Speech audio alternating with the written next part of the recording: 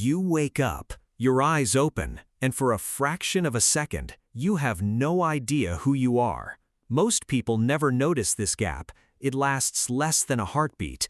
But in that gap, your brain is doing something extraordinary.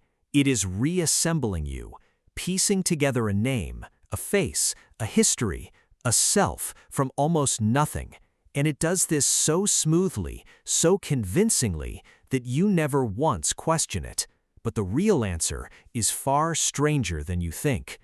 Every single morning, your brain tells you a beautiful lie. It tells you that you are the same person who fell asleep last night, that your memories are accurate, that your identity is solid, continuous, unbroken. None of that is fully true. And the story of why your brain needs to lie to you this way says more about being human than almost anything else in neuroscience. Start with sleep itself. When you drift off, your brain doesn't simply pause like a paused video. It disassembles. Consciousness fragments into disconnected pieces. The sense of a continuous you moving through time actually dissolves for hours at a time. Researchers studying sleep have a name for this: temporal disintegration. Your experience of time stops being a smooth line and becomes something closer to scattered fragments stitched loosely together, mostly forgotten by morning. So when you open your eyes, there is a problem. A gap has formed, and your brain hates gaps. It hates them so much that it will fill them in immediately, automatically, without asking your permission. This is where the lie begins. Neuroscientist Michael Gazzaniga discovered something remarkable while studying patients whose brain hemispheres had been surgically separated. He found that one region of the brain, usually in the left hemisphere, acts like a full-time storyteller. He called it the interpreter. Its job isn't to report the truth. Its job is to construct a coherent narrative, even when the actual information is incomplete, contradictory, or missing entirely. In his split brain experiments, patients would confidently invent explanations for actions they had no real memory of choosing. They weren't lying on purpose. Their brain was doing what it always does, filling the gap, making the story make sense. That interpreter never sleeps, in a sense. Every morning, it takes the fragments left over from a night of disintegrated consciousness and welds them into a single, seamless narrative. You, waking up, continuous, whole. But is that narrative actually accurate? Not entirely, and this is where memory itself becomes suspicious. You assume your memories are like recordings, fixed, stored away untouched until you need them. But neuroscientist Karim Nader's research on memory reconsolidation revealed something unsettling. Every time you recall a memory, your brain doesn't simply play it back. It opens the memory up, exposes it to your current emotional state, your current beliefs, your current mood, and then restores it, slightly altered, every single time. This means the version of yesterday you remember this morning isn't yesterday. It's a slightly rewritten copy, updated overnight, without your consent, without even your awareness. Your past isn't fixed. It's being quietly edited while you sleep. Strange, isn't it? And it isn't only memory that gets rewritten. Your sense of who woke up this morning is compromised too. Right after waking, your brain is running on what researchers call sleep inertia, a period of impaired cognitive function that can last anywhere from a few minutes to nearly an hour.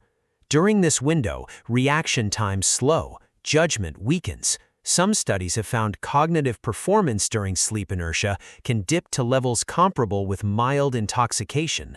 You are, quite literally, not fully yourself yet. And yet your brain insists otherwise.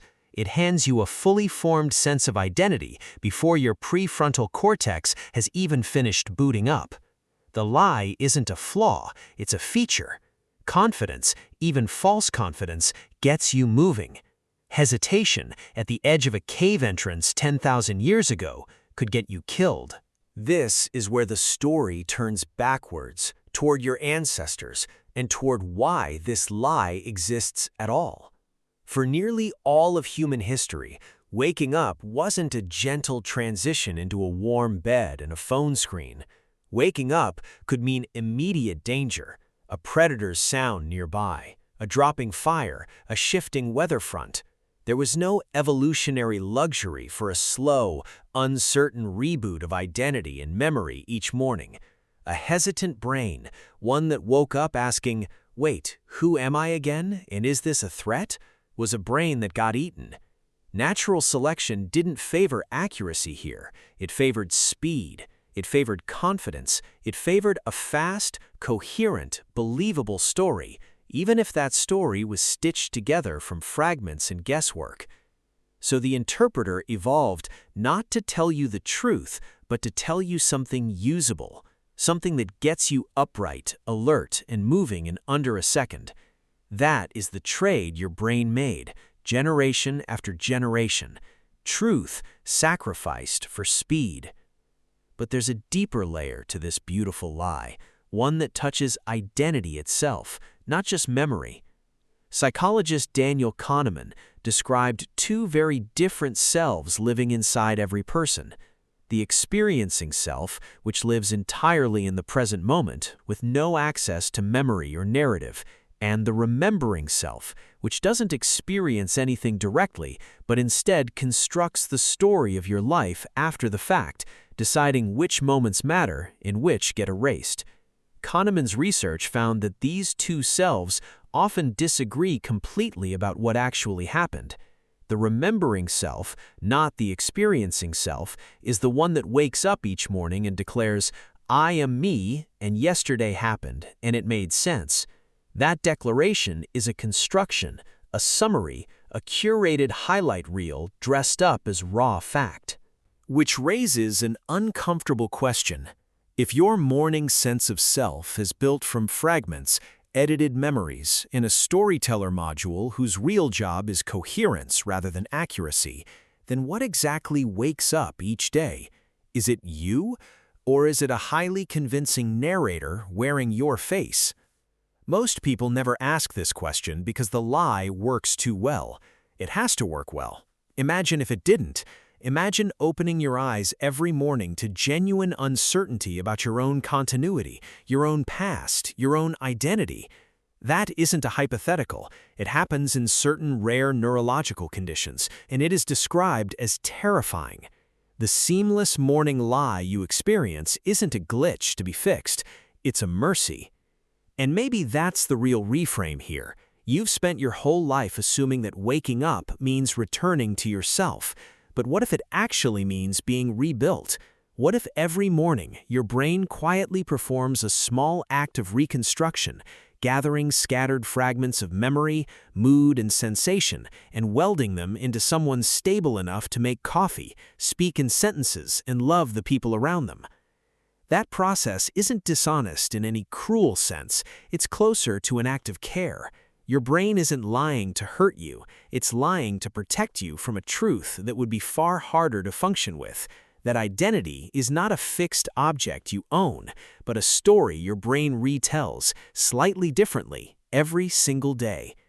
So tonight, when you fall asleep, your sense of continuous self will dissolve again, the way it always has, the way it did for every human before you. And tomorrow morning, your brain will do what it has done since long before language, before fire, before the first cave paintings. It will gather the pieces, it will smooth over the gaps, and it will hand you, once again, the beautiful lie that lets you open your eyes and simply begin.